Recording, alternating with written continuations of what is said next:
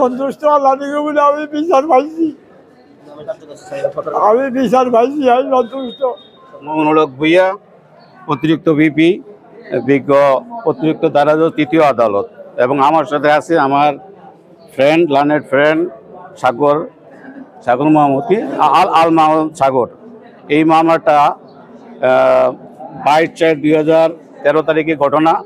এটা হলো 14 গ্রাম ছোট্ট খিলে থানাতে অন্তর্গত। এখানে বাদী হইল দেলাওয়ার হোসেন, তার ছেলে আনোয়ার হোসেনকে এই আসামিরা তাকে মারধর করে এবং তাকে নৃশংসভাবে হত্যা করে এবং তার দোকানপাট এবং বাড়িঘর লুট করে এবং তাদেরকে আগুনে পুড়িয়ে তাকে আগুনে মেরে ফেলে এবং এতে তার ভাই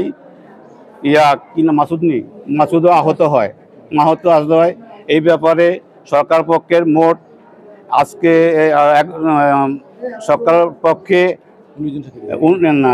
11 জন সাক্ষ্য গ্রহণ করা হয় এবং এই সাক্ষ্য গ্রহণে সন্দেহভাবে প্রমাণিত হয় আসামির বিরুদ্ধে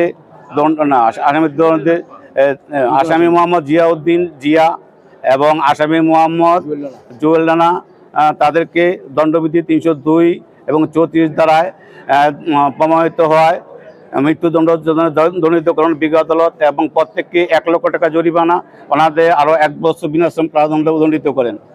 আসামি কারি ফজলুল হক, আসামি আজাদ রহমান, আসামি আমজাদ সাদ্দাম হোসেন, আসামি আব্দুল কাদের, আসামি কবির আহমদ এবং তাদের বিরুদ্ধে দণ্ডবিধি 334 ধারায় সন্দেহে প্রমাণিত হয়। বিজ্ঞ আদালত তাদেরকে যাবজ্জীবন কারাদণ্ডে দণ্ডিত করেন এবং 1 লক্ষ টাকা জরিমানা করেন, অর্থদণ্ড করেন। ওনাদের আরও 1 বছর শাসন করানো।